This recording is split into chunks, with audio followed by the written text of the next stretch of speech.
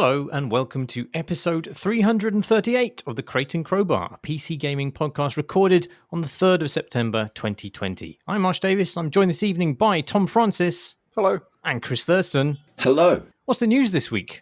You've eaten 3 potatoes? I have. It's not really week-long news. I didn't just eat them across the course of a week. Shamefully, I ate them all in the last 20 minutes. So this is more interesting to me than the entirety of Gamescom that we missed. So how did this come to happen? Because obviously this isn't an accident. No. I mean, it was a mistake. We can classify it as that, but not an accident, sadly. But is there more to the story than that? Just... Well, no, not really. I mean, I put the potatoes in the oven and then took them out of the oven and then I ate them. Incredible. Well, I don't know what I was expecting. I like the idea, though, of like a potato interestingness rating system. So Gamescom was not as interesting as someone eating 3 potatoes, but was it as interesting as someone eating 2 potatoes? Ooh. Well, see, the potato does become... That's an interesting question. And depends on the toppings, I would say. Yeah, what did you have with your potatoes? Cheese and baked beans. A classic. We're no closer to an answer. We are no closer to an answer. I mean, I'd say probably not. If you told me you'd had 2 whole jacket potatoes, I would still be like, wow. But I didn't express that at all last week. So, therefore... So it's a one-potato Gamescom. It's a one-potato Gamescom this year. Yeah, I think it is. If you told me I had a jacket potato for dinner tonight, I would say, cool. You know, I'm neither offended nor titillated by that. And that is how I feel about Ronald Reagan's CGI face. Anybody? Did you want our feelings on Ronald Reagan's face? I mean, it's implicit in the format, but, you know, cool. Whatever, I guess. Tough crowd tonight. I'd say he's got like a half potato face. Like once you go below 1 potato, it starts to get somewhat interesting that you didn't finish the potato. And so the scale goes back up again towards 0. Like if you ate 0.1 of a potato, now I'm like really curious. Why only 10% of the potato and why that 10%? And that's how I feel about Ronald Reagan. So, I mean, we chose the right Gamescom week to not do a podcast for unrelated reasons, I think, because there really wasn't a tremendous amount. And I wonder if that's partly because it doesn't necessarily make sense to roll out your big reveals in a time-limited space when no one's going to any actual events. But yeah, there wasn't a ton. We are referring necessarily to the Call of Duty Black Ops Cold War reveal. It's formal reveal, not the sort of slightly arch historical footage teaser that they put out and that we discussed on the last episode. But it's full blown. That guy from the first game's here. Look at this exploding.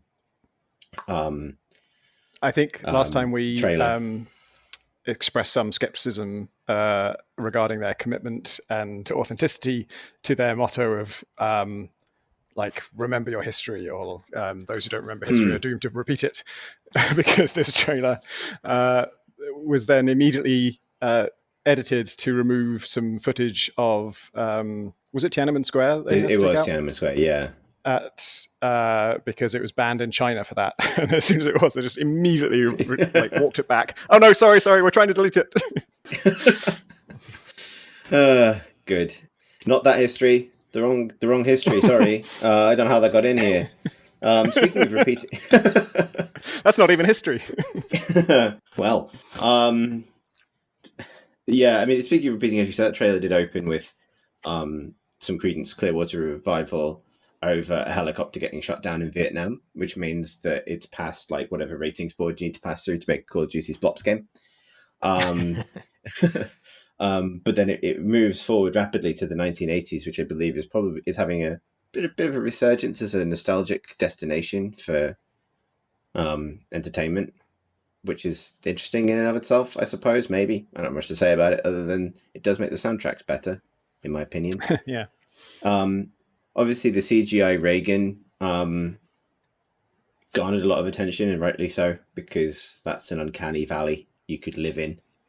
But But the thing that got me about it, and I found the most disappointing, is the moment right at the end of the trailer where there's like a chase on a runway, chasing a cargo plane and some buggies. I don't know, something's going on. And then the plane blows up, because of course it does. And it's that thing in any first-person kind of single-player COD type experience where obviously the wing of the plane is crashing directly down towards the camera. Oh no. And one of the two American lead characters shouts at that moment, "This wasn't part of the plan!" And it felt like such a missed opportunity to shout, "That isn't part of the plane!"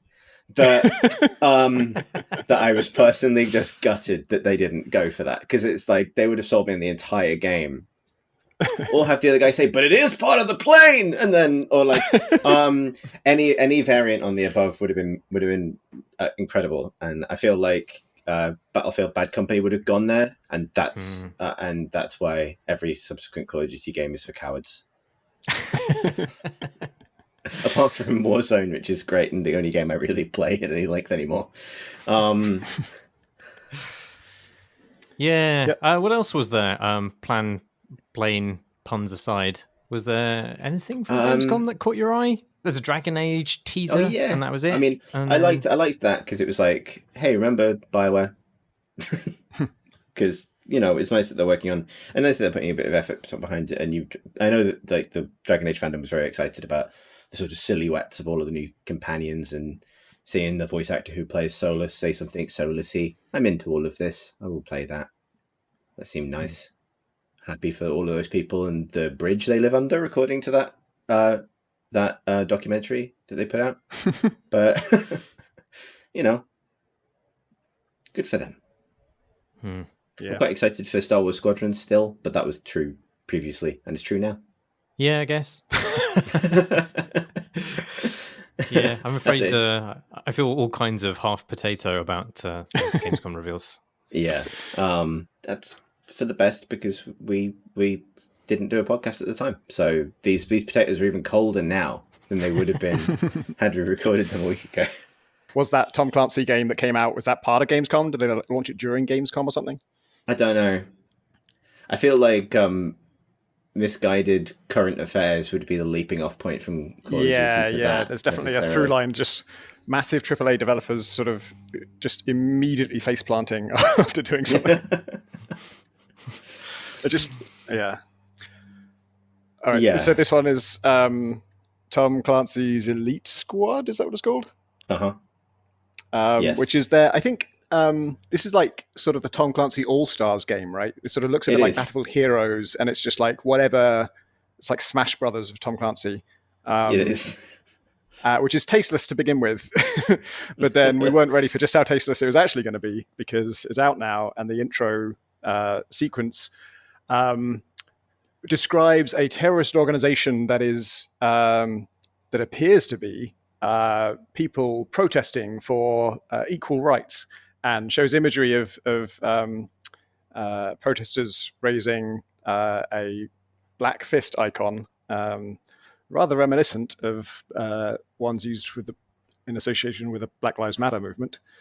And then the crimes of this organization, they're then using it for terrorist attacks and hacking social media to discredit world leaders. And so because of this, world leaders have had to put together the Elite Squad, which is like an extrajudicial like task force who are just allowed to kill people without justification, composed of, amongst like the normal Sam Fishers and your other slightly dodgy Spec Ops teams, just straight up criminals too. Just like the apparently the drug dealers from Ghost Recon are in there. Just like, oh, we can use those now because these protesters are that bad. And oh my God, just on every level, clangingly tone deaf, misguided, dangerous, awful. It is impressive that they've managed that in a way, because obviously all of the Clancy games, particularly all the modern ones, have kind of, well, they have not adapted with an era that has better and more searching questions to ask about that kind of fiction. They really haven't. Whether or not they had the opportunity to is another question. But also, this is so particular. Like, this took deliberate effort to making an attempt at relevance that has backfired so hard. It is like the clang heard around the world. Like it's absolutely incredible. Like it's like the idea that Sam Fisher, a well-liked character, is now like responsible for what? Like enforcing Twitter security policy on behalf of the government. Like illegally murdering people for hacking social media to make world leaders look bad. That's the part that my brain keeps coming back to, is the idea that like one of their in a short list of this group's crimes, there's only like 3 things listed. One of them is hacking social media to discredit world leaders. Why would you need to hack social media to do that? I don't know. I mean, it's also like do you know what it feels like? And I know that like obviously all the Clancy heroes are deeply right wing in their own way, but it feels a lot like Sam Fisher has sort of now entered his kind of embarrassing dad on Facebook phase, where it's like he's it's sort of, I'm disappointed in him and he's not real, and that's weird. Like the other really egregious thing about this is that the head of the studio that made it is Yves Guillemot's son. Yeah, it doesn't look good for Ubisoft. As many of things of late have not looked good for Ubisoft. I don't know. I feel like the game probably didn't come at its appalling narrative from a place of actively wanting to promote conservative worldviews. I think it's just boneheaded, you know? And it's boneheaded in a way which you wouldn't have thought twice about in the 1990s or maybe even the early 2000s, where it was pretty commonplace to have, you know, conspiracies and hidden organizations, with the twist being that, but maybe, what if the good thing was actually a bad thing? And what if a Democrat was corrupt? These kinds of, you know, startling twists were pretty run of the mill. And I think the moment has moved on, and actually you should read the room and maybe those kinds of facile things. I mean, obviously you should have always dug deeper for your narrative inspiration than those sort of facile reversals, but it just seems really inappropriate at the moment. They are taking the fist out though, so that's okay. Yeah, I think it feels very passe, and like I think a lot of those like ideas and that iconography, as you say, and those themes have in the last couple of years made a direct path out of the sphere of what's really fair game for pop entertainment, right? Like there are other kinds of art to be made out of them, but Clancy stuff, I was going to say, like conspiracies and PMCs and EMPs and secret societies and detailed descriptions of guns, all of that stuff exists in a very different context. But yeah, boneheaded is definitely the word. There's some good news though, wasn't there, Tom, this week? Well, sort of. Yeah, it doesn't sound good on the surface, but thank God Vlambeer finally closed. Sick of those assholes. No, nice indie studio Vlambeer is ending, but in a sort of nice way, where then I don't think either of them are ceasing to make games. It's just that particular sort of partnership and that particular label for it is at an end. They've been going 10 years, and as part of their sort of closing down celebration, I guess, they released a prototype of a game that they have worked on and off for all of those 10 years, but never were able to finish in a way that was satisfactory, called Flood, with a lot of Fs. And it's a tower defense thing. They've done a really interesting breakdown of kind of what they set out to do with that. Like, it's what they wanted to fix about the tower defense genre and what their concerns are with what they've ended up with. And part of it actually is just that they feel like what they've ended up with still kind of glamorizes war in a way that is difficult to avoid. But yeah, I'm sort of I feel vaguely positive about the whole thing because well, it just seems like the right idea, because I don't know if you've been paying attention to what JW in particular has been doing in the last kind of 5 years-ish. Minute and now Disc Room are 2 games he has been working on, in which the team behind that is just a list of individually credited individuals. He's just been crediting everyone who worked on the game, which is good, especially coming from Vlambeer, because I think one of the reasons I think that it's probably a good idea to retire the label is that it's very well known that it's a 2-person studio and everyone knows who the 2 people are, and they're very visible. But then Super Crate Box and Nuclear Throne, the art for those games was done by Paul Veer, who is not one of those 2 people. And so he doesn't get anything like as much credit as he should. And it's sort of a slightly different version of the one-man studio problem. Loads of people get credited as a one-man studio just because people haven't heard of the other people who worked on the games, or just for convenience sometimes reporting on it. And I think Vlambeer had a version of that problem, and so it's the direction they're moving in is nice, where just things are credited to all of the individual people who worked on it. Yeah, have you played a lot of the tower defense game? What did you make of it? No, I have not played it. Sorry, I am going to. It looks really cool. I got to say, the fact that it might glamorize war is not bothering me from the look of it. I just think, it looks really fun to shoot all the little blobs. There's certainly no sense that there's people involved. It just looks like little, robot nodules you're mowing down with huge showers of bullets, and I'm totally up for that. No qualms. Until the insensitive intro inevitably was. What have you been playing, Tom? I have been playing Spiritfarer, which is a game. I actually wasn't particularly interested in it until it came out. I'd seen it. It might have been revealed at an E3, I think. I think it was one of those sort of indies that got elevated on stage in terms of it was given prominent placement by maybe a platform holder, maybe Microsoft. It's on Game Pass, so it has some kind of Microsoft connection there. But it's a side-on game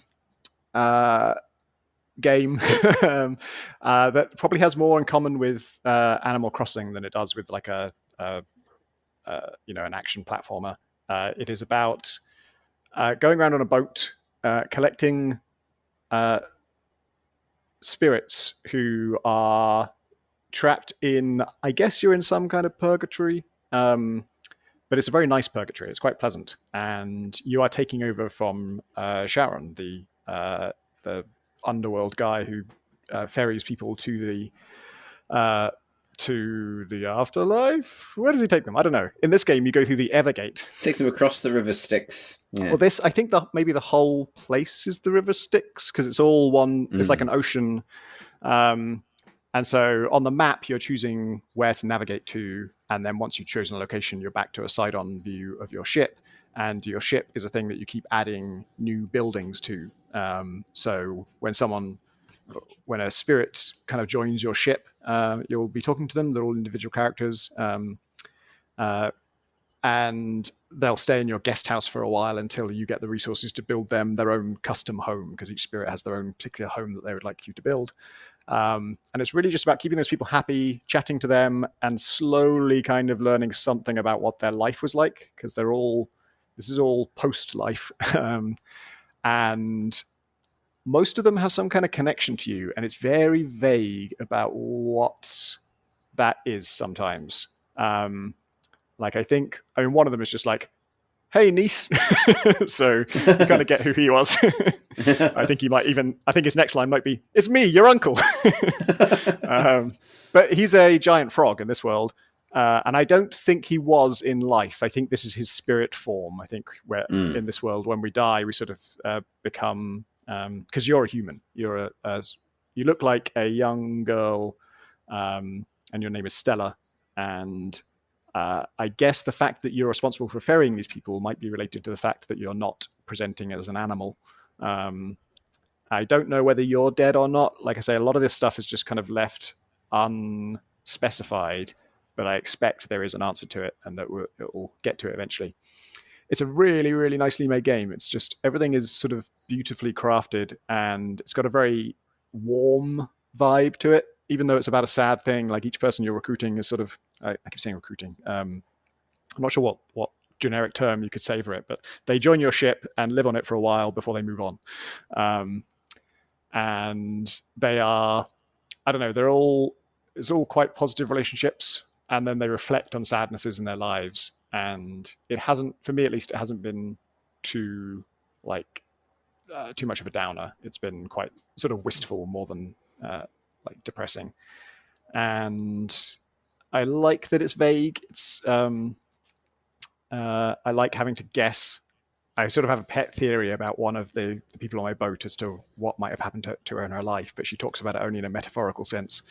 And it's fun to try and read between the lines that way. And then the actual kind of gamey part of it is all about I guess gathering resources and using those to build these buildings, and those buildings are things like an orchard, and now you can grow trees, and from that you can pick fruits, and then you can cook with those fruits, and certain passengers will only like, sweet dishes, and some can't eat shellfish and all that kind of stuff.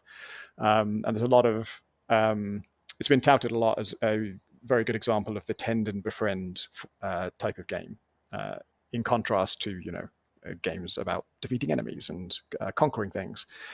This is a game where you look after people, and I am interested in that, and I definitely have room for something in that direction. And I was a bit worried that this game might go too far in that direction, because I am bad at looking after things. I like maintenance is not something I enjoy, and it's not something I'm good at because I just forget. And so feeding people, initially I was not crazy about that, because it's early on, it's kind of one of the only things you can do, and just sort of repeatedly cooking, and then you have to keep changing what you're cooking so that you don't feed someone the same thing twice in a row. And I also thought that if I left it too long, their happiness would like plummet in a sort of unrecoverable way. But actually, now that I've played it quite a lot, has very strict kind of safety rails on all that stuff. So I think people just have 3 stages of hunger. They're either completely full, somewhat hungry, or starving. And if they're starving, that is very much in the sense of the word that we might use it when we haven't eaten in 6 hours, not in that they're actually in any danger. And you can leave it as long as you like. The status you must be in to eat 3 potatoes. Yes, exactly.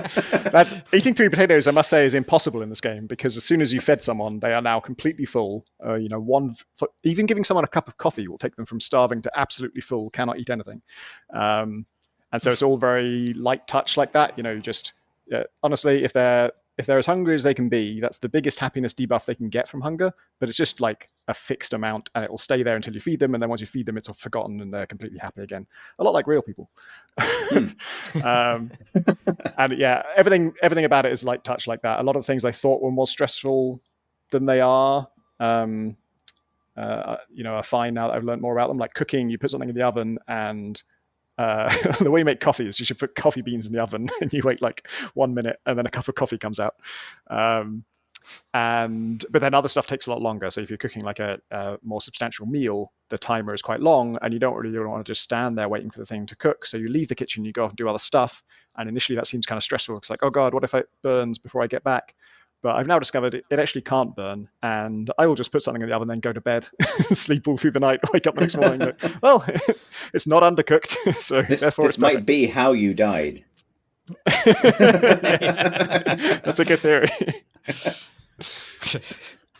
A lot of the resources that you get are from mini games. Like if you sail through a thunderstorm, then you will see little sort of gathering static electricity on random surfaces on your ship, and you'll need to run to those to get yourself struck by lightning. But if you're holding an empty bottle, you'll bottle the lightning. And if you're not holding an empty bottle, you will just get money for being hit by lightning. Because the currency is something called glims, which I guess is generic and spirity enough that they can sort of give it to you for anything. And being struck by lightning is one of those things. And it's kind of cool because a lot of the mini games involve just you sort of dashing around your ship, and your ship, the platforms on it are the roofs of the buildings you put there, and you decided where to put those. And you're always upgrading your ship and getting more space and being asked to add more houses and add more, farming stuff and looms and foundries and stuff. And where you place them, you have a lot of freedom over that. And so you've kind of made your own platforming level. And like when I place something now, I'm thinking about, I would like all of the highest surfaces to be relatively flat and easy to get between, because when the lightning minigame happens, that's where all the lightning is going to hit. And I want to be able to jump to each spot easily. And now I've encountered a minigame of where you have to chase baby nebula wood lice around your ship and kind of corral them back to their mother in order to get some nebula thread. Mechanics of it are slightly fuzzy. But again, it's beautifully presented and it's really cute, and all these activities are just really fun to do. So just clarify this for me. Is this more like a point and click with mini games, or is this like on the Tamagotchi end of like resource systemic stuff? Probably more to the latter end. It's a platformer in terms of the way you control it. There's things like, getting a double jump upgrade is important, and there's a glide and everything. I guess not Tamagotchi, because your decisions don't shape the people. They all have a preset character, and they just have certain needs, and they have certain things they want you to do. It's almost like Mass Effect with a bit of Animal Crossing sort of right. Okay, gifting things to people. Actually, maybe Stardew Valley is a better comparison in terms of managing people's attitudes towards you by giving them the right things and stuff like that.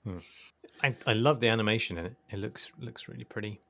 Yeah, it's beautifully done. Just when you cut down a tree in this game, your cat, who is always with you, runs to the other side of the tree. You summon a spiritual, like, 2-man saw, and your cat then grabs the other handle as if to support and help with this transaction. But then it's so high that she just dangles off the ground, so she isn't actually on the ground. Both of you somehow still move this thing back and forwards to cut the tree down. It's not really clear how the cat is helping, but that seems very in character for a cat.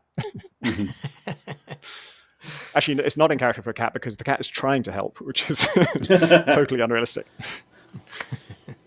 It's cutting down trees does feel slightly out of touch. It's always like on the cusp of having to sort of address some less positive things, because it's so cute and nice for the rest of it that when you walk to this beautiful island, everywhere is kind of gorgeous and everyone's kind of happy to be there, and it's very it sort of feels more like heaven than purgatory, really. But just showing up at that island and seeing this beautiful, gorgeous tree and then getting out a massive saw and hacking it down feels slightly going against the grain. And one time, when you arrive on an island, it's a new island, and someone offers you a tour of it, and they, like in all games, they walk too slowly, and so I'm running way ahead of them. And in running ahead of them, I encountered a harvestable tree, and so just by the time they caught up to me, I was already cutting down the tree on the island they're trying to give me a tour of.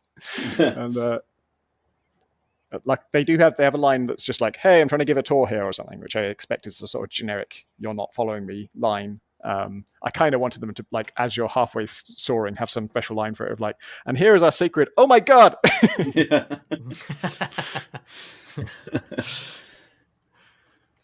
It sounds really nice. What happens? Yeah. So are you sort of like satisfying by giving them things? Are you sort of fulfilling some hole that was left in them by their death or by some life experience, or is it just sort of unrelated? No, it is. It's about kind of something that happened in their life, and I won't spoil any specifics. But it's things like certain places from the real world are here, but in a context that they weren't in the real world. Like, it's all islands, and you go to this person's childhood home on an island, and I don't think their childhood home was on an island, but it's just here in the afterlife because she has some unresolved attachment to it, or it brings back some memory that she still needs to deal with. And so it's that kind of emotional resolution kind of thing. And I've only sent one person on so far. It's quite a slow journey to actually sort of fulfill everything somebody needs from you. I think they all sort of go away for a time after you've done sort of the bulk of their story. There's a sort of, I guess, like a fallow period where they're gone from the boat, or they just stay in their house the whole time before they will come back, and then you'll do their final resolution, which is an interesting thing. It's quite a unique feeling to get really used to this cast of characters the way you would in Mass Effect, and then just have one of them just be gone for sort of hours of the game. And I wouldn't say I missed them, but you just sort of like every 20 minutes, like, oh, I wonder where Gwen is, or like, what is Gwen up to now? Or it's just slightly weirder without her. It does all of that stuff that's sort of about people's emotions and things.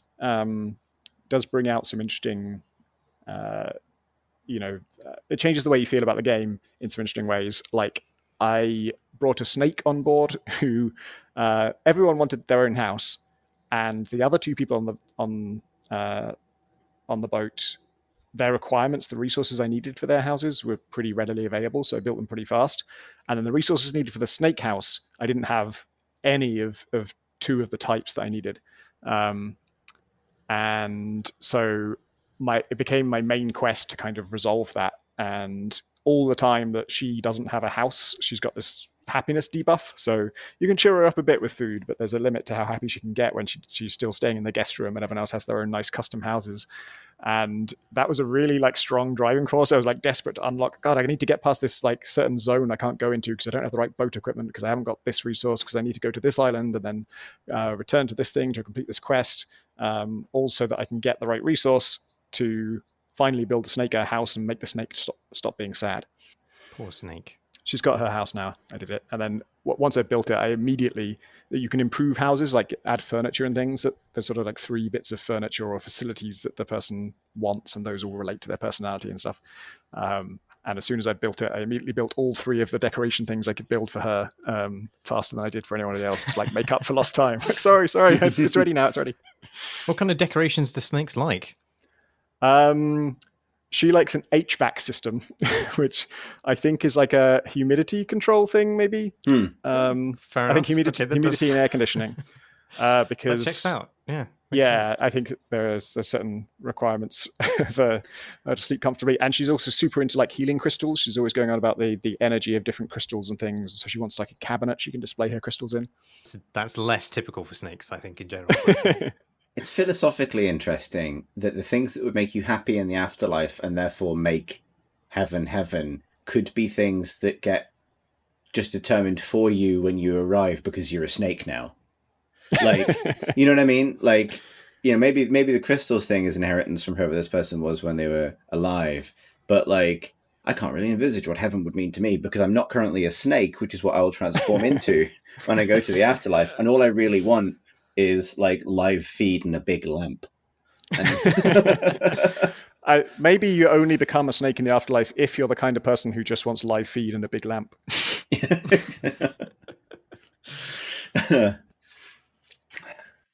How many potatoes, Tom? Potato rating system. I'm going to give it 4 potatoes. Wow. Hang on, but that sounds like too many. That sounds like an alarming number of potatoes. I mean, to be honest with you, I already feel the bony hand of Sharon guiding me towards the sticks. I've only had 3. 4 potatoes will move you on for sure. Yeah, that's not a heaven scenario for you, is it, Marsh? Like, you're not going to turn some potato fiend animal. What would that even be? Like a weevil? I don't know. Look, if you're a weevil, I'm not picking you up. Although I suppose it would be very easy to build you a house because it would just be probably just a potato. Weevil Marsh's potato house. Exactly. Available now. I was trying to make Beyond Good and Weevil work, but I think that's it. I think you just say it. Yeah, cool. Doesn't really make sense, but don't think about it too much. Marsh, I believe that you and I have been playing the same game, and I've played less of it than you, so you should lead this dance. And I only played it because of your recommendation specifically to me. I know. Well, I hope you enjoyed it in the way that I hoped you would. But I guess we'll find out. Well, it's definitely a thing that some people have made. Yeah. So it's Ancestors. The Humankind Odyssey is the name of the game, which was actually released last year, and I just didn't notice. But apparently, it's come out on Steam now, so that's why I've noticed now. But it's it's a game by Patrice Désilé's new studio. Patrice Désilé being one of the folks at the helm of the Assassin's Creed series back in its inception, and he's since left Ubisoft. And I think he span up THQ Montreal, and then got in legal trouble with Ubisoft for trying to poach Ubisoft staff, a case which was then dismissed. But then THQ went bust. Ubisoft bought THQ Montreal and had Désilé immediately thrown out of the building, which is another cool thing that Ubisoft did, following a theme. Anyway, Désilé is back, and well, he's been back since 2014, making Ancestors at his own studio called Panache. Panache Digital Games, actually, is what this is actually called. It has like a strong 1990s energy to it, like they still capitalize the internet or something. Yeah, Big Sierra energy. But they've made something which I think is really special. But broadly, it's a survival game with just like the grandest aspirations in that you play in third person a succession of primates in primordial Africa, charting the sort of the evolution across 8 million years, and in doing so, sort of like sowing the seeds for the dawn of humankind.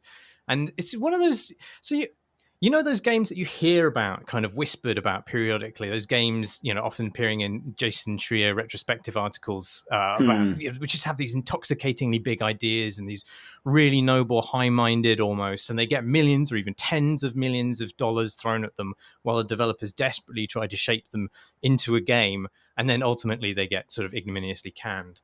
And then become the focus of misty-eyed retrospectives about what could have been if only the cruel and cowardly publishers hadn't stabbed them in the back. And it feels like exactly one of those, only they made the mistake of actually completing it. And I don't know how Chris feels, whether this was a whole waste of his time, but I found I genuinely cherished it. I honestly laughed out loud with real delight while playing it, because the distance between what it believes it is and what it actually is just creates this fantastic, completely guileless comedy of just an adorable kind. And I don't know. What they think they've made is the Human Odyssey. And what they have actually made is Patrice Désilet's Chimpin' Ain't Easy. Which is what I would have called it. Maybe just like I'd like to give people a flavour of what it's like. And I think like just the opening of the game is really. It's a statement of intent. Well, before it even opens, we're talking about statements of intent. It tells you that it's inspired by true events, which is just a weird claim for something which takes place 10 million years before ago. Writing was invented. But then it opens. The opening cinematic follows a dead fish as it slaps food out of the mouths of a sequence of primordial beasts in sort of slightly. It's like it's like one of those tracking shots in a film where you follows a single object through a bunch of different circumstances. But actually, it opens on the cosmos, and then a fish, and then the fish has been caught by a mega pelican who rises in the dawn. And then he appears, and the weird thing is, like, I don't know what it's meant to be, but it looks like he's blinded by a laser. I don't know what they were going for. Maybe they were going for like the first beam of dawn cresting a hill blinds him, but it's just like this red laser beam that shoots out from the left side of the screen. Anyway, the pelican drops the fish, and below, like, this snake is coiling up. He's preparing to catch a monkey, but the fish bonks it on the head, and the monkey escapes. And then the fish lands back in the water, and it's skewered by a bird, which then gets eaten by a crocodile, which then gets killed by some fucking mega puma. And then the dead fish flies off a waterfall. And as we watch it sink into the distance, the title Ancestors appears on screen. Because that's the image you'd pick to describe the majestic ascent of humankind. It really makes you think, doesn't it? Yeah, it does. And then an ape eats the fish. And then gets killed as well by a gigantic bird. That ape was your dad. The circle of life. Yeah, exactly. The bit where, this is spoilers for the beginning of Ancestors, based on a true story, but the bit where, you're like, so yeah, the ape finds the fish, and I don't want to just pick up this thread where you left it, but it's important to get to the end of that, I think. The ape finds the fish. I have much more to say about this. And takes it back to like the oasis where all the other proto-human chimps live, and it's got a little monkey on its back, or a little baby chimp, who's swiping playfully at the fish, and they're obviously communicating, like there's some intelligence there. And then a huge fucking eagle just appears and grabs both of them, hoists this chimp up into the air, deposits it into her neck, and then in bullet time skewers it directly through the neck as the point of view shifts to the now orphaned child ape, who is flung off the top of a treetop, and control is handed to the player so that you can learn about fear. And which is represented by neon shapes of animals which pulsate across your screen. And it's like a dream. It's actually quite effective. I think it's an effective. It doesn't bear any relation to reality as far as I can tell, but it's very effective. The good thing about the intro as well, I know we can't really over litigate this, but like after saying based on true events, the next slide in its opening is a bit like saying like not really. Like it says based on true events, and then it says this game is based on the most research we could find at the time we were making it, basically. And so it's like based on true events, we think. Here's the game. Like I don't think they spent. Well, I can challenge that second statement. I think by how it depicts evolution, which is it doesn't. But yeah. But just to go, so the next step after you've become the little baby chimp, and then you go and find shelter somewhere, and then control switches again to another adult from the tribe or whatever it is, pre-tribe family pack. Yeah, I don't know. Yeah, the clan. And you need to retrieve this child, and you do this by locating its cries through a really frustrating sort of detective vision mode. And then once you've found him, then you go and it says press B to comfort, which is indicated by a set of UI jaws that slowly close on a comfort bar in the middle of the screen. Except by pressing B to comfort, you actually shriek in a terrifying way and the jaws open. But because you don't know whether the UI jaws opening or closing is bad when it comes to comforting an orphaned ape child, and you've been told to press B anyway, you might carry on for maybe some time, hitting B to comfort the child and in fact terrifying it. And eventually you realize that you have to wait an unindicated amount of time, at which point your ape begins to vibrate. And then you can press B.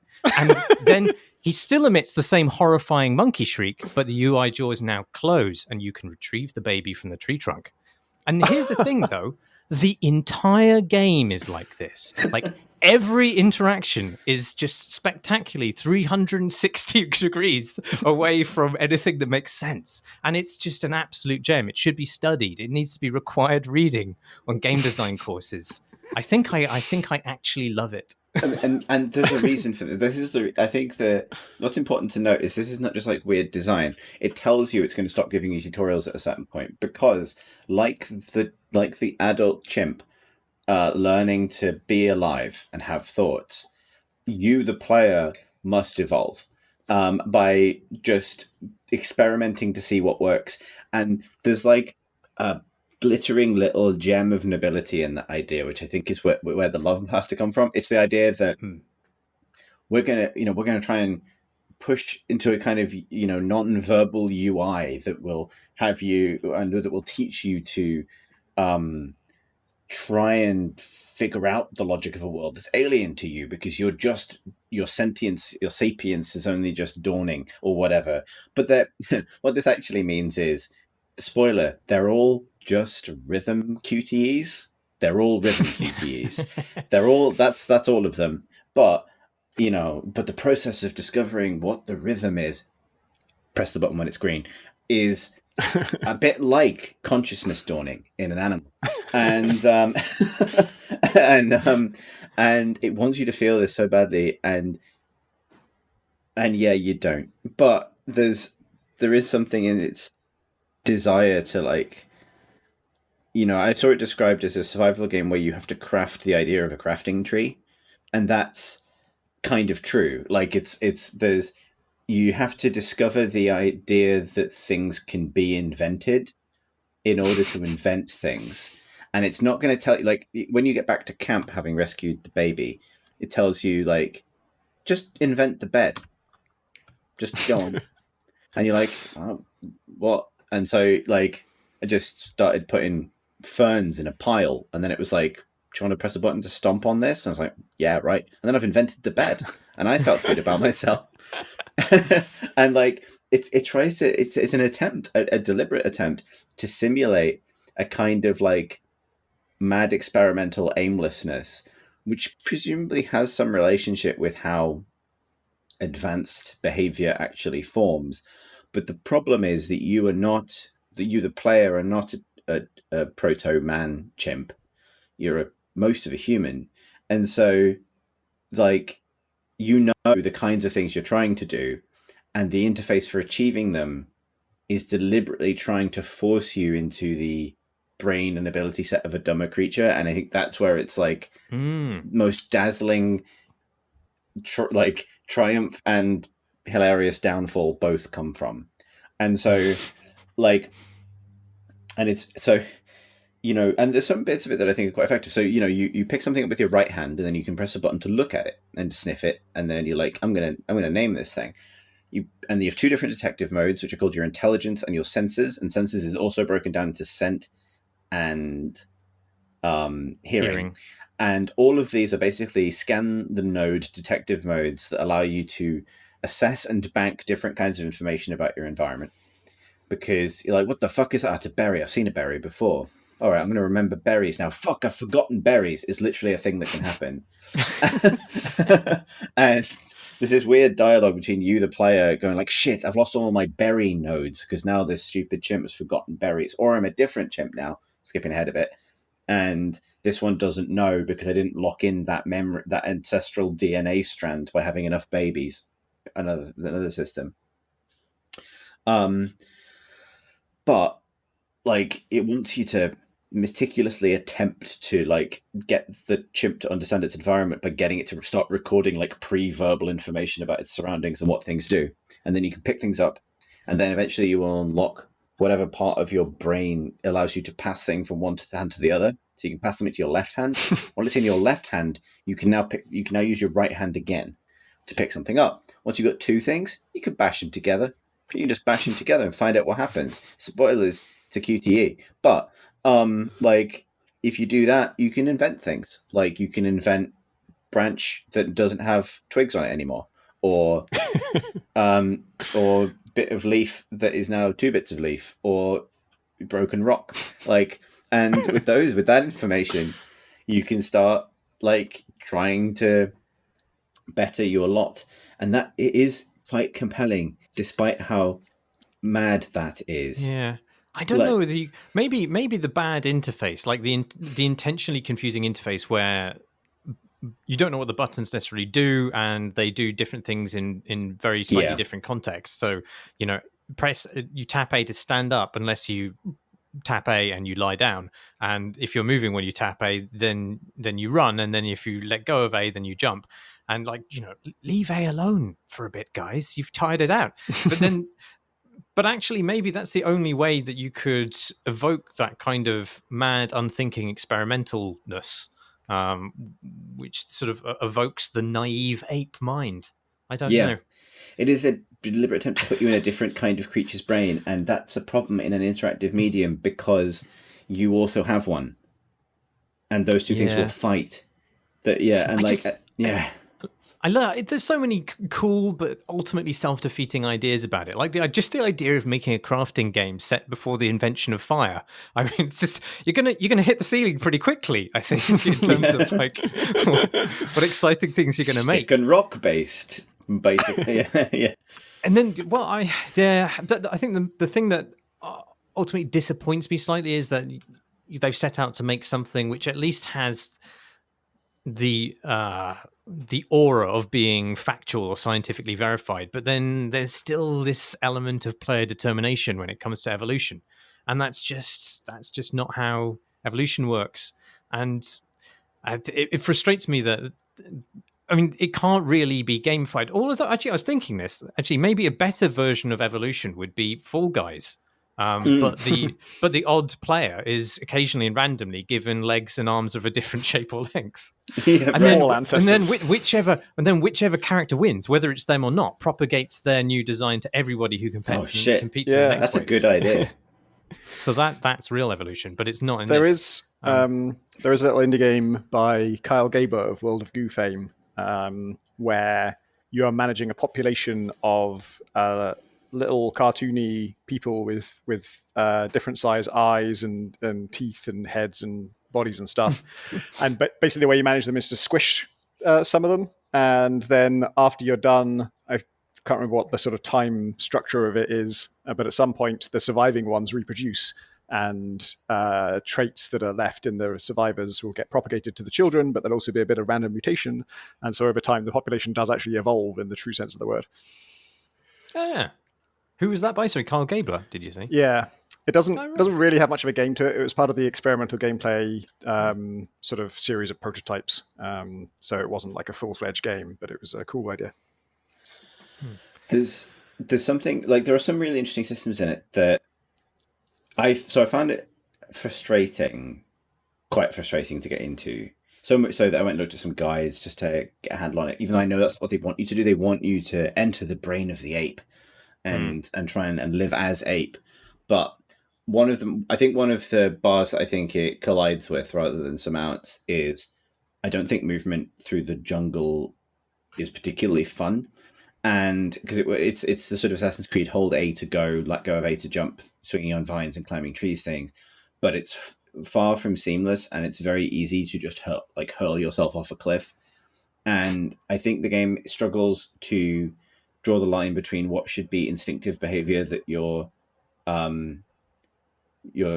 chimp can just do, and things that you're trying to learn. Like if you ask me, anything that's fundamentally just like animal behavior that the chimp can do from the moment it kind of leaves its infancy should be as easy and fun as it can be for the player to do, so that stuff takes the pressure off. That stuff acts as a bit of a pressure release from the other stuff you're doing. The hard stuff, the challenging stuff, the taxing stuff should all be the new behaviors, the inventing things and trying to survive side of the game. As it is, I find traversal very fiddly. You can climb most surfaces, you can jump, you're told you can swing from vines, but whether it's going to choose to connect to the next tree, like it feels like it needs some smart jump distance calculation thing where like you pretty much always make it to the next tree. You just a bit like Assassin's Creed does, where you get your eye in for where you'll end up. Because I think if the act of running and jumping and swinging through the trees was kind of breezy and fun and felt natural, it would act as a palate cleanser, because the rest of the game is much more tough and threatening. The fact that it's fiddly and you're constantly fighting it, feels like you're constantly fighting it, takes me out of it a bit. That's my least favorite thing about it. But in that, there are some systems that I think are cool. Like, we didn't talk about fear of the unknown. Your chimp, in addition to a very hard to understand health bar, you have a dopamine bar, and the dopamine bar it determines how good a time the chimp is having at a house party. And when it's done, you have to leave and get chips. Now, what it is when you go into it allows you to go into an area. It allows you to go into an area that you've never been in before, because just by going into an area that you don't know, you immediately enter fear of the unknown mode, where everything in your various detective visions is unknown to you, and your dopamine starts draining. And if your dopamine gets all the way to the bottom, you enter panic mode. And if you're in panic mode for too long, you enter like hysteria. When you enter hysteria, you teleport back to your base camp, as if you've instinctively fled home, and you don't get to go to do whatever you were trying to achieve. To conquer this, you've got to actively like investigate and sniff and look at the things around you to be like, oh, okay, oh shit, oh, that's just a reek, I know what that is. All right, oh, there's berries, I know berries, that's a fern. And if you could do this fast enough, then I think this is how it works. If you do this kind of fast enough, you will initially like surmount your fear, and then if you keep going and you reach a particular point, you can hold B to conquer your fear, where you stand up on your two legs and you go, and then having gone. This is like a very early Crank prequel. Yeah, exactly. Jason Statham must sniff enough new things in the jungle to conquer his fear, or he'll die. Yeah, exactly. Set 10 years ago, not 10 million. Having yelled, you can now, that area no longer scares you and you can go back there. The first time I did this, this felt like a kind of satisfying thing. I had expanded the territory I felt like I could go into, and I had taken my boyfriend with me. So the second thing you're told to do after you learn how to make a bed is find a mate, and you find a mate by going over to an eligible chimp in your little family, ideally not related to you, because that's the thing, and you groom them. And if you time the grooming button presses correctly, you can pick and devour little nits. And if you do this enough, you build your reputation with them until they are your boyfriend or girlfriend. So I'd done this. I'd successfully coupled with all of the men in my clan, because my first chimp, who's dead now, she got around a bit, but I was like, maybe the fear thing won't kick in as much if I'm not alone. So I got this other dude to follow me, and we went into the jungle, and I was like trying to conquer my fear, and he was very afraid and stuff. I did. I was like, I've done it, etc. And I was like, yeah. And then a massive fucking golden saber-toothed tiger just leapt out of the bush and started savaging my boyfriend. So I charged at him, but there's no button to attack and a pointy stick or anything like that. So, and that caused the saber-toothed tiger to let go of him and leap at me, which initiated the bullet time saber-tooth, quite, intensely mo-capped saber-tooth dodge sequence. And then I would run away, but my stupid boyfriend would lag behind and get savaged by the saber-tooth tiger. And so the only way I could stop this was by turning around and getting close enough to it to trigger its attack on me and do the dodge again. And I had to daisy chain this for what felt like a mile of jungle. And by the time we both returned to the oasis, we were both had a permanent bleeding injury, savaged, but alive. Get back, sleep through the night, wake up hungry, eat some berries, get food poisoning. And as I was eating berries, my boyfriend came over and also ate the berries, I think, because he might have still been following me. I'm not sure how that works. He got food poisoning as well. And I just started to die, really aggressively started to die. I keeled over and died. And then I became a different chimp. And I was I investigated myself to be okay, my previous dead chimp. And then I went and looked at the boyfriend who was just sitting in the corner bleeding and poisoned. And then he died in front of me. And that was the consequence of having conquered my fear of the unknown. And so my new chimp, my new lead chimp, is just concerned with never really leaving the camp. He's learned how to get honey out of a beehive, which makes him a real pioneer in that particular regard. And all I'm doing is initiating quite tasteful camera cutaway chimp shagging sequences in order to repopulate the clan.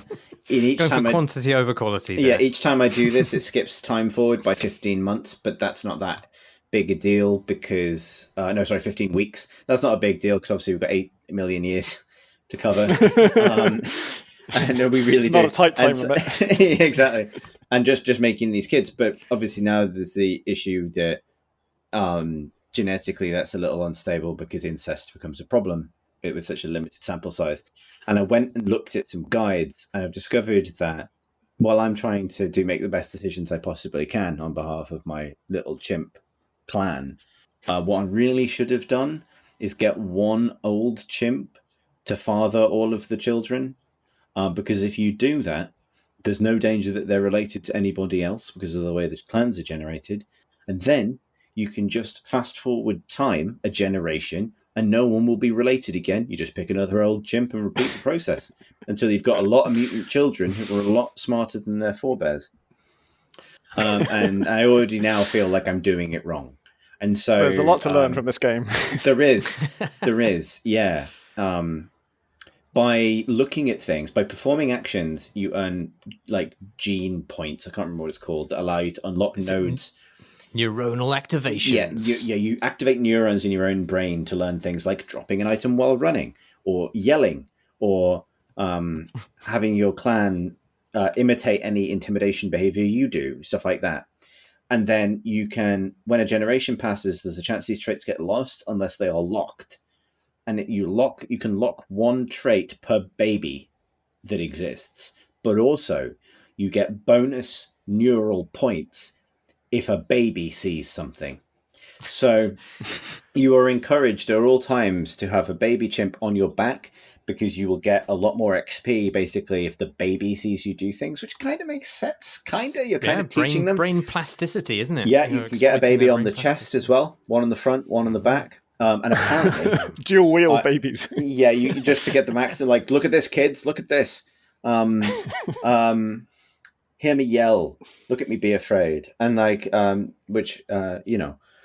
then apparently this is the way to min-max it fully is to get you can change chimp at any time. Get 3 chimps, load them all up with babies, 6 babies, that's the optimal baby count for a clan. Get out. If all 6 babies see a meteorite at the same time, you're fucking quids in. And that's the dream. That is the true story of how we all came to be here today on a podcast. You just need to keep that multiplayer going. Just 6 babies, avoid the saber-toothed tiger. It's always a QTE. Try and get them to all see a meteorite at the same time if you possibly can. And that's what I've learned so far from my couple of hours with Ancestors. I successfully performed my QTE to consume 3 potatoes, and then a big pop-up appeared saying, assimilated nutrients from the potato kind of food. Neuronal activation. Were you holding a baby at the time? Or? Off the chart. No. Just a can of beans. Good. Yeah, how deep into it are you now, Marsh? I have no idea. I haven't been paying attention. The weird thing about the whole, like you said, it does need to be more fun just to be a monkey, because I mean, really, the basic interactions that you're pursuing in order to advance the species aren't ultimately that enriching to you as a player, and there's kind of a reason that it did take 8 million years for our monkey ancestors to become hominids, or hominid ancestors to become Homo erectus, I guess. I think there's a side of it, and there's a reason that a lot of chimps and apes didn't do that is presumably because being a monkey's fun, and that's my guess. I'm not a scientist, based on a true story. It just looks fun. All right, I went to the zoo on my birthday, and it looked fun. It takes a specific set of needs, and you need to be able to only answer that need, presumably, by bashing things together for evolution to kick in that way. And I think that's what's slightly weird about this, is you are forcing it by going well, I could just sit here and eat berries and sleep and fart and die, which is much closer to how my life is now. Exactly. But monkeys don't sit around at the zoo saying, oh my God, I've got to evolve. Exactly. They're pretty untroubled by that, I'm kicking my heels. I'm really spinning out here. I need a job. That said, when I was at the zoo, I did see an armadillo who just looked fucking busy. Busy as shit. He was in an enclosure with a sloth. It was just this armadillo and a sloth, and it was like a little well, compared to a sloth, sure. Right. And initially I had to assess it to be is this just relative to the sloth? Yeah. But because the sloth was being a sloth. But no, he was just fucking motoring. And actually I went through this, is he in some kind of distress? But he just seemed like he was having a great time. He's just on a mission. Just had a lot to do. In 5 million years, I'm going to be the dominant species on this planet. Yeah. They're going to move on. It was like he was grinding athletic skill in an Elder Scrolls game. That's it was just, or he'd left something on the W key. It was just going. It was incredible. So maybe that is true. Maybe it really is how it worked. You just took one nerdy monkey who was fuck swinging around in trees. I'm going to hit everything with everything else until I figure out which one's a crafting recipe. What a silly game. Anyway, shall we do some questions from questions? Oh my God. Is that the chimp version of no? Yeah, it's the mega pelican. It's come for us. Down laser beam of news directly into the pelican's eye, forcing it to drop the fish of facts into the waiting mouth of the egret of me. So while we're having a break, there's a bit of news, happy news to share ahead of next week. So Pip's game that she's working on with Alan Hazelden, A Monsters Expedition, which is I think we talked about on the podcast before, a sort of Soka-Bondi, Hazelden-y puzzle game, but with writing by Pip in it, is out next week. They have a release date now, which is the 10th of September. So next Thursday, I believe. Obviously, I was going to say that we should caveat that with the fact that, Pip is one of ours. She's downstairs right now. But I'm already advertising her thing, so the caveat should really be, kind of too late for that, really. Basically, that's nice. Game's out. People should give it a look. It's on Steam. So, yeah, Monsters Expedition. It's exciting. Yeah, I'm excited. I can't wait. Yeah. Shall we do some questions now?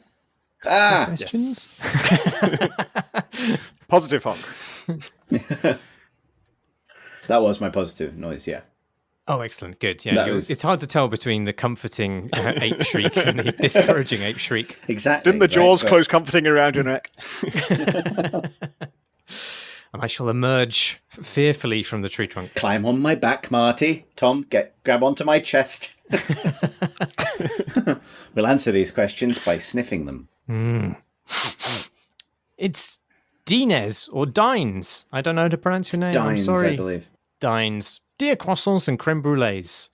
I never really got Let's Plays videos until recently. I was so hungry for more Outer Wilds, that I found a YouTuber doing a blind playthrough series. I loved it. Turns out it's a fantastic game to replay vicariously, and watching while somebody else talks through their experience was so much fun. The same person then did a blind playthrough of the Half-Life 2 games, which was similarly great. I'd always assumed that I'd not enjoy watching other people play games, but it turns out I was wrong. I still don't know that it's the watching other people play bit I enjoy, or more the watch how people deal with a known experience bit. I think the latter, as I don't really have any desire to watch a Let's Play of a game that I haven't played. What do you think of Let's Plays? Do you watch them? Are there any styles of games you particularly enjoy watching? Is watching a recorded video a completely different beast to watching a streamer live? Thanks as ever for the pods, opinions, and spicy takes. Cheers, Dines. They're good. I like them. Next question. Oh. I said this before on this podcast, but one of my favorites is Christopher Odd, who is a YouTuber who he does do on Twitch as well, actually, who is just very pleasant to listen to and very kind of calm, but also very enthusiastic about everything he plays. He always gets way more into it than I do when I play it. So I often get more out of a narrative game by watching him play. And then I also wanted to shout out my friends Jack and Kat are doing a Let's Play series of Crusader Kings 3, which is a very tutorial-heavy game. It's a game that requires a lot of reading to get through it, and they're doing the tutorial part of it first. It's that information is so much more fun to absorb via them picking over it in a comedic way than it is to just read it by yourself silently. So I'm very much appreciating that. Oh, maybe I should do that, because I've started Crusader Kings 3, and I don't know how far through the tutorial I am, but I am really exhausted. Yeah, it's basically just like reading an entire manual before you get to play the game, which is, maybe it's the only way they could do it, and it's a well-written manual, but it is just, it's a fuck of a lot. Yeah, I would love to say that then I started Crusader Kings 3 and breezed through it because I already knew this information from their stream. That did not happen in practice. I still had to read pretty much all of it because it just doesn't internalize from listening to it passively, I guess. But it was a lot less daunting just knowing I broadly know what this bit of the tutorial is about, and I've seen them actually interact with the thing that this is referring to. There's just a really key thing I think in tutorials is that describing a concept before the players had a chance to interact with it is very, very inefficient. It's so hard to get that information to the player's brain. If they do something and then you tell them about what they just did and what that means, that's the information kind of goes into a slot that exists in your brain and can kind of hold on to it better. Yeah, it's like explaining the rules of a board game to people before you play the first turn, right? Yeah. That thing of when we enter the upkeep phase and I'm already asleep. Fucking upkeep phases. Ugh. Yeah. I still don't have much of experience of streamers or Let's Players, to be honest. I've made some. I even finished one series once, but I don't tend to watch them very much at all. And that's not a judgment on the format itself. It's just I've realized that I struggle to do almost anything that isn't participatory now. If I play games or I paint stuff or I read. Reading is probably the most passive entertainment I watch. I barely watch TV. So Let's Players and stuff just isn't really something I consume at all. But I do find it interesting, and this is a bigger subject that I won't get into, but I find doing narrative design now, knowing that that's how an audience will largely consume games, is really interesting. And I think it's something that you have to have a relationship with. You might decide that it's not relevant to the game you're making, but I think it's an interesting question that you need to start having at least to think about if you're in that position as a game developer, because it's definitely it can either work for you or it can work against you. And I think that dynamic is actually a really interesting aspect of how game narrative can be conceived as working that didn't exist a couple of years ago, really, as a major consideration. Yeah. There's part of the question was about streaming versus pre-recorded stuff. And in general, I don't think, the live aspect of it has no upside for me. Like, I don't care that it's happening now. It doesn't make any positive difference. And actually, it's kind of a negative thing, because when I do watch a stream that is happening live, I usually find I'm just getting annoyed by it being interrupted, like, once every 3 seconds to say, "Oh, welcome, hi, X, and thank you for subscribing, and thank you for that, and thank you for that." I would much rather watch a stream where they never acknowledge the audience in any way. Yeah, I quite like. I don't really watch Let's Plays as a kind of commonplace entertainment. It's not something I wait for. But if there is like a game coming out which I know I can't or won't play, then I don't mind watching somebody else play through it. In fact, this is how I imbibe the entirety of The Last of Us 2, because I know I don't really want to play it because it's a horror game and I can't really cope with horror games, but I was interested in seeing how that story concluded. So there was a Let's Play which was basically just all the narrative elements of the game. So it was all the cutscenes and as little actual running around gunning people as was surrounded by dialogue. So it took it was still like 10 hours, I think, altogether. But that's how I got it. And I enjoyed it. Yeah, that was the way to play it for me, because there's no way I would have been able to get through the actual game itself. Yeah, I'm conflicted about this because I'm a big advocate for doing that for games where you're not going to enjoy the game part. I did this for for the last act, maybe the last 2 acts of Kentucky Route Zero, because the actual playing part wasn't the appeal I was getting out of it. For Last of Us 2, I think that you probably got a better version of the story, in that the story works better and it's a non-interactive thing where you don't have to physically sort of put in effort into achieving the character's goals, because that was a big part that rubbed the wrong way for me. But at the same time, actually, most of the fun I got out of that game was just not the story. It was the fact that, just as a sort of stealth game with some open-ended arenas, that playing those was probably my favorite part of it. Yeah, I wouldn't describe the story as fun in any way. But I wanted to understand the discourse, so that's why I did that. Didn't you also watch Alex that way? I did. I feel more conflicted about this because I feel like that is such a resignation on my part to not being able to play it. But realistically, I'm not going to be able to play it. Partly just because I don't know which country I'm going to be in, so I can't really buy a whole load of expensive electronics because ferrying them around between countries is not really viable. But also, they are also extremely expensive, and I don't want to spend the money. And also, VR makes me kind of sick, and it gives me eye strain. There's quite a few reasons. It's not like a really viable game for me. And on top of that, it is also a horror game. And having watched the playthrough, which was actually spectacularly entertaining as a Let's Play, there's a particular Let's Player who performs it in a dramatic way. Not with any dialogue from him, but just like he's playing the part of Alex in quite a compelling way, and it really works as an entertaining action drama from a first person perspective. It's completely successful, and having seen it, I know that also I wouldn't have at all been able to hack its horror moments. But I still feel sad that I didn't get to experience it in the crafted way that was intended. You've actually reminded me that there is a Let's Play that I really loved and that I watched recently.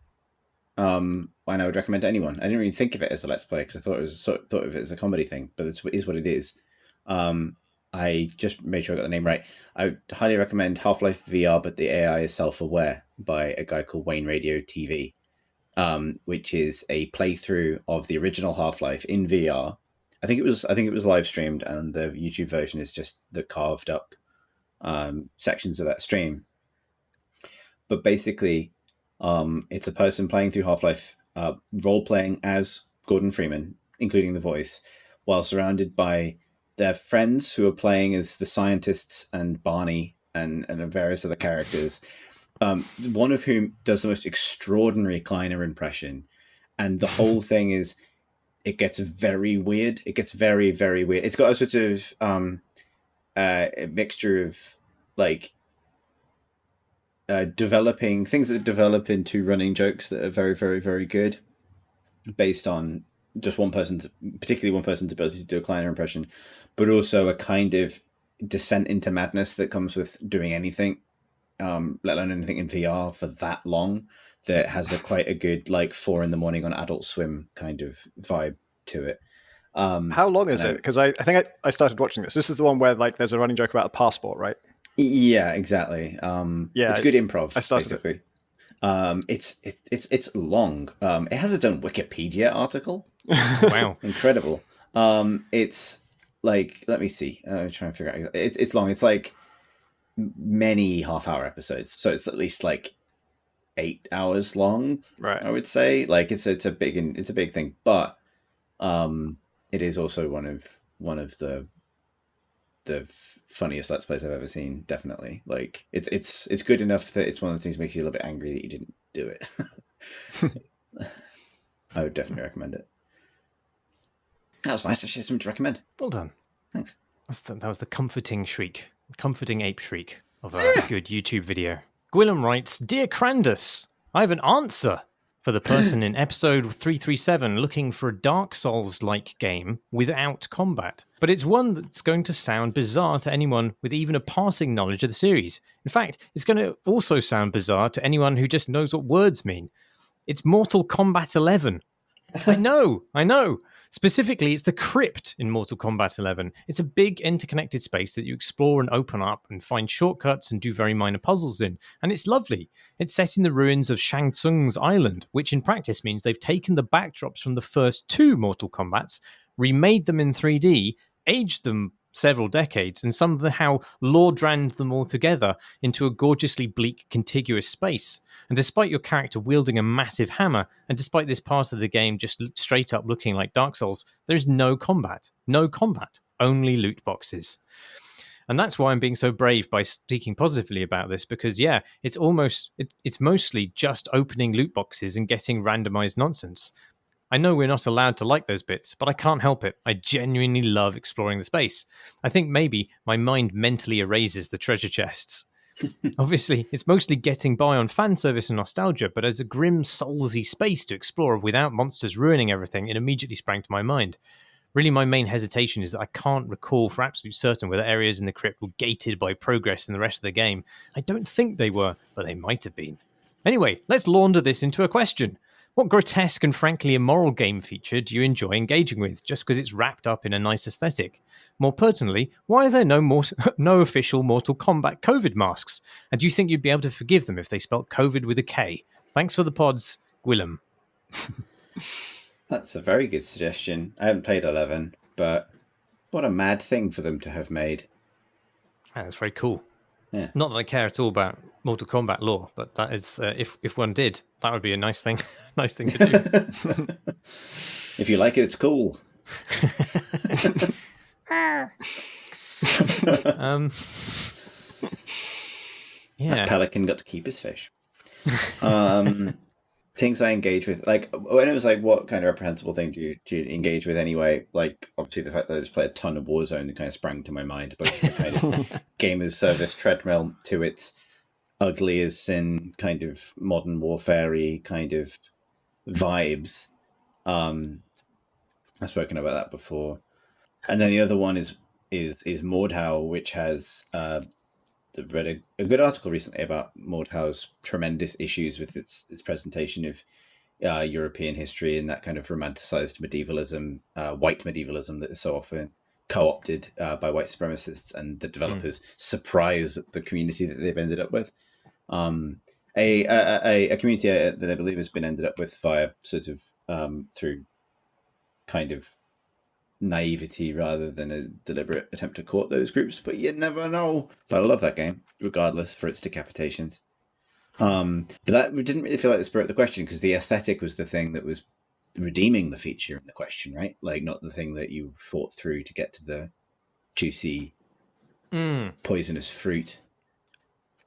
Can't think, like, I mean, I suppose I'll buy anything Destiny wants to sell me just because I fucking love a pastel spaceman.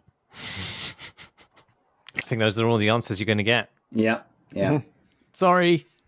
We have a anecdote and question from Matt, who says, Dear Caravans and Tow Bars, in a recent episode you were talking about bird strike and asked if any listeners were pilots. And whilst I'm not a pilot, my partner is an aerospace engineer who told me a story regarding bird strike, and I thought you would appreciate it. Go on.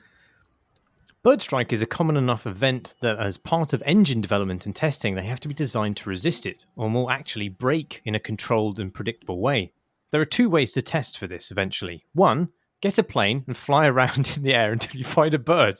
Then you can then hope you can persuade it to be inhaled by the engine. Then hope that your engine brakes how you think it will and you don't crash. Or two, strap an engine to the floor and load a dead bird into a cannon designed specifically to fire said bird at the approximate velocity of a plane directly into said engine. Obviously, a birdzuka is a fairly niche piece of kit. So sometimes it's lent to other companies so they can also test the effects of high-velocity careering carrion on their various machines.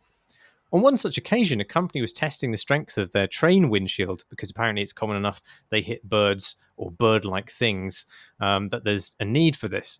Shortly after beginning their tests, a rather frantic phone call was received by my partner's company trying to figure out how to calibrate the birdzuka because it had caused significantly more damage than they were anticipating. It turns out there's only one setting, which is shockingly quite fast, but still shouldn't be enough to really cause a lifeless bird to reach the level of destruction they were describing. After a little back and forth, they managed to find out what the actual problem was. While they'd been getting the ammunition from the appropriate place and loading everything correctly, what they hadn't done is allowed the birds, which arrived frozen, time to defrost. I thought that might be it. As a result, rather than firing blobs of flesh with beaks, they were hurtling approximately 5-kilogram blocks of ice into the train, which it turns out will ruin the day of both the driver and the first 2 rows of passengers. Oh my God. I had something in my head about bird strikes and frozen birds, and my brain, I must have heard a story similar to this or something. But my brain misremembered it as that you had to test with frozen birds in case the birds are frozen in the sky, which now that I say it out loud makes no sense at all. If they were frozen, they wouldn't be flying. What are the odds of a bird flying too high, freezing, and then you hit it as it descends? Glides, the inverse Icarus. The bird flies too close to the clouds and freezes.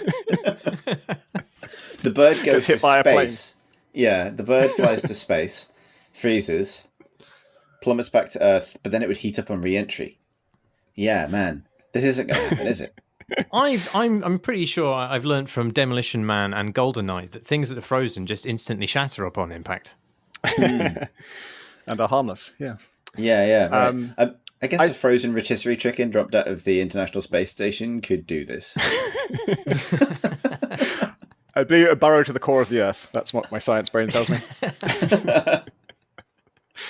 I took a plane recently, and I thought about bird strikes while I was in it because it was a seaplane, which is well, this one at least was quite small as planes go, and you feel very, I don't know, conscious of its entire physicality. You know, you can kind of see every part of the plane from where you're sitting. And I got to sit in the co-pilot seat. This is the thing they do on seaplanes, I learned. Oh, wow. Sometimes they'll just ask. He asked for a volunteer in the most intimidating way. He said, does anyone want a co-pilot? I'm like, I immediately put my hand out, but also with and no one else did. Also, part of the deal was that he is not able to wear a mask when flying because he needs to be as clear as possible with air traffic control. And so it's like a trade-off thing of like you get to sit up front, but you have to the pilot will not be wearing a mask. So it potentially increased risk, but then also you're in the front of the plane with only one other person, whereas if you're in the back, you're with like 8 other people. So I figured it was worth it. But I did have to ask, like, you don't actually need me to fly, right? Just in case, I've never taken a seaplane before. I thought maybe the conventions are different. They get a lot of pilots taking these flights for some reason, and they like when you ask if there's a doctor on the plane, like, right. Is there also another pilot list in the passenger list? And also, one thing you find out when you're sitting, one thing you're very conscious of when you sit in the co-pilot seat in this context is there is no co-pilot here. Like, if this guy has a heart attack, we're all dead. Yeah, right. But surely it's a bit like someone asking, is anyone on the plane like to be a doctor? Like, that's not a question they anyone on the plane like to feel like a doctor for a bit. Yeah, exactly. And we all feel much better. Does anyone want to have a go at it? And the other fascinating thing I learned was that so I get in, sit in the co-pilot seat, and everyone straps in. The pilot, by the way, does not strap in before beginning to leave the dock, and just has like the door is still open, and he's still talking to his friend, and he kind of like leans out and slams it shut as we're already moving, which is really distressing. And then the first thing he does is it goes backwards, and I realized I don't think I've ever been on a plane going backwards before. This feels very weird. And I asked him about it after we landed the other end, because I was wondering, how does it go backwards? It's on the water. My understanding of seaplanes is they're on these floats, right? But the floats don't have like propellers on them or anything, as far as I know. It's not a boat in that sense. And so I asked him, is it the propeller doing that when we reverse? And if so, how? Because isn't the propeller kind of geared to go forwards? Like, does it spin the other way?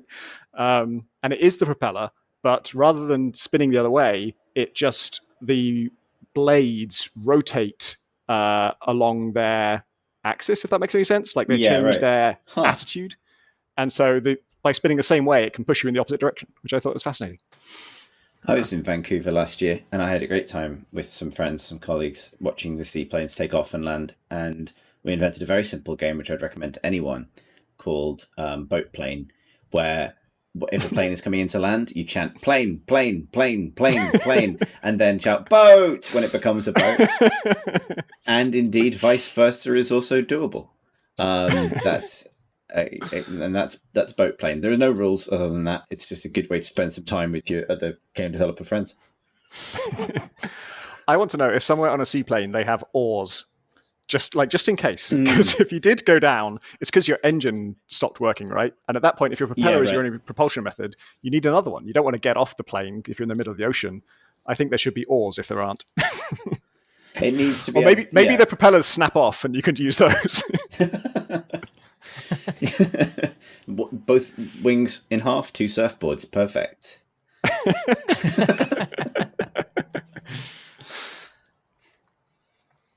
Good. Justin from London, also in Canada, writes, "Hello, beautiful people. The first time you encounter a recycler in Prey, there's a note on the desk stating that someone had accidentally recycled their foot. This produced 1 organic material, which you could find nearby. Brilliant, I thought, as I began to tediously drag a human corpse through a few rooms back to the machine. If I recycle all the corpses I find, I'll never be in need of organic material again, since a single foot produces 1 whole cube of organic material. This was not to be. I turned the recycler on and was left with 2 organic materials. My question is this. Do you think this woman's foot was so big that it yielded half a human's worth of recycled materials? Alternatively, have you ever been so convinced of your own genius only to be betrayed by a game's mechanics? Thanks, Justin from London, Canada." So I think we need to posit another stipulation here, which is that the machine, like, it's all a big ruse. When it says organic material, it means a foot. And every other instance of you collecting organic material in the game is just you gathering feet. And of course, when you then recycle the whole human, you're only going to get 2 feet, right? Like, the rest isn't used. The organic material thing is a bit of a euphemism to make them feel less bad about the amount of waste in the system, but that thing only cares about feet. I love this idea. I don't think I ever tried this. Did you guys ever manage to put a whole corpse in a recycler? It never occurred to me, actually. I don't think. No, I don't think I thought of it. I don't have an example of me I have two examples that don't fit this question entirely. One is just a thing I was really disappointed that the game didn't let me do, which was in not King of Dragon Pass, but the other one. What was this follow-up to that? 6 Ages. Something Ages. 6 Ages. I was going to say 2 ages, but I was 4 ages short. In that game, I wanted to just sort of give myself a goal, because I didn't just managing the empire and sort of keeping it running wasn't engaging me enough. I wanted to have a mission in life, and there was just one other clan that kept on bothering me. So I'm like, I'm going to destroy them. I'm just going to devote everything I have to endlessly raiding this clan over and over until they're extinct, so that they will stop being this thorn in my side. And I really invested a lot in it, and I geared my whole empire towards doing it. And you just can't, like, at a certain point, once they run out of weapon thanes, which are like the good soldiers, you can see their number, and it goes down and down and down until they have none. And then it just, when you fight them after that, it just says, oh, they hired some mercenaries, and now they have like 20 weapon thanes, and they put up a good fight, and you lose all your people. And for a while I thought, okay, well, maybe they've just got some money left over, and they're sort of coasting on that, and I'll just do this until they run dry. But I did that for ages, and they just always are able to hire new warriors. So I think the game just maybe can't deal with the clan not being it in anymore, so they just kind of stop you, which is really disappointing. It's not a great example, because my strategy wasn't exactly clever. It was just like, I'm just going to bloody mindedly do this no matter what the cost, and then it turned out I couldn't. And then my other one was actually something I was going to mention about Spiritfarer that I forgot, which is sort of the inverse of this, where I'm looking at what I can put in the oven, because when you use the oven, all the things you can put in it are sort of highlighted, and the logs that I could be refining into planks, one of the logs is highlighted. Like, what, I can put a log in the oven? Oh, maybe it's like, I thought maybe because there's fish in this game, maybe you can like put in a salmon with a nice bit of like smoked oak or something, and it would like give it a smoky flavor. I didn't have any salmon. I just tried putting a log in, and nothing else was highlighted that I could mix it with. So I thought, okay, I'll just cook the log. I want to see what the hell does this log give me. And it takes ages. You can see once the timer starts to tick, because it's like an analog thing, you can see it's just going to be a really long time. So I went off and did a whole load of other things, went on some emotional journeys with people, and then ages down the line, my oven finally dings. And oh, great, the log. Let's find out what the log turned into. And the answer was coal. She's like, oh, yeah, that makes sense. I knew coal was a resource. I guess I don't know what else I expected, really. This is a perfectly logical answer to what they assumed was my plan, but I was not smart enough to think that would actually happen. TJ writes, hi all. When I was young and worse at games, I had written down pages of cheat codes. I hid the slips of paper in my room and used to use them furtively because my dad considered cheating in computer games to be a moral failing. What was the most memorable fun you had cheating in a game? Impulse 101 for life. TJ Howes. He also mentions that a few of the members of the CNC Discord have taken to learning the board game Go, partly inspired by Shut Up and Sit Down's recent video, and they've started a group at online-go.com. All are welcome. Pop by the Table Talk channel on Discord for details. Can't believe someone's dad demanded that they get good. I was always more of a no-clip man myself.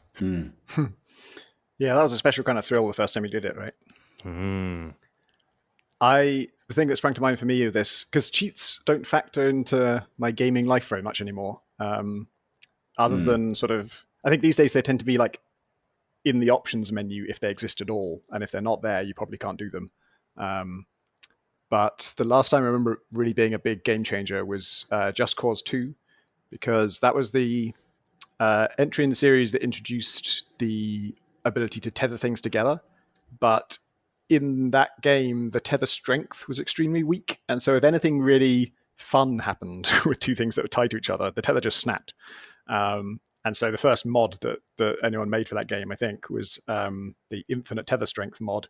And it just turned off that limit, basically. It just meant that the tethers would never break no matter what. And it was interesting because when you discover that the tethers break so easily, you think, oh, well, I guess if you make it too strong, maybe the physics glitches out. Like it's a unstoppable force meets an immovable object kind of problem where the physics engine just can't resolve the forces going on. But no, with this mod installed, it was just fine. I never saw anything like super. I mean, Just Cause physics is always a bit janky, but like nothing went horribly wrong, and it just added loads of fun to the game that should have been there in the first place. And it's just an overall improvement. Yeah, I think I haven't really interacted with cheats much for a long time, but all of my fondest recollections of it were always to do with giving me some design control over the thing. Really, let me put together an experience for myself rather than getting through a game. Like I did a lot of that stuff with console commands and things in the Jedi Knight and Jedi Academy games, just because I wanted to do specific things and, you know, have specific lightsaber fights with specific bots, and that would be a way of achieving it.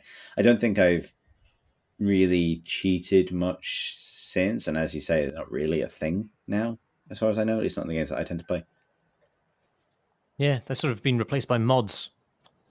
As the sort of Yeah, randomizing very element. Yeah, or the Although I did hear actually experience.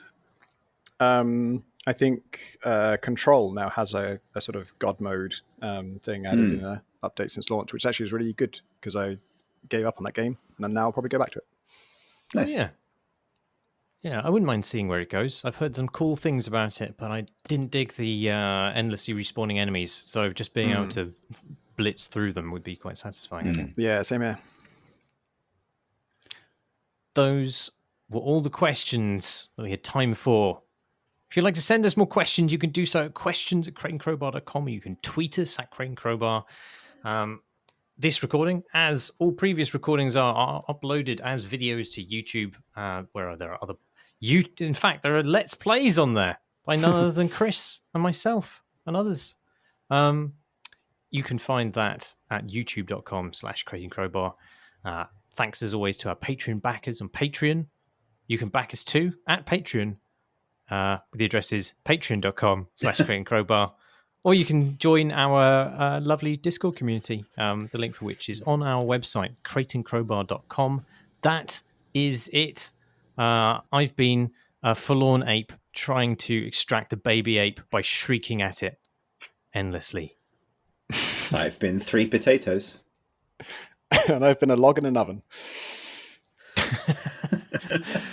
Nice listening, everybody.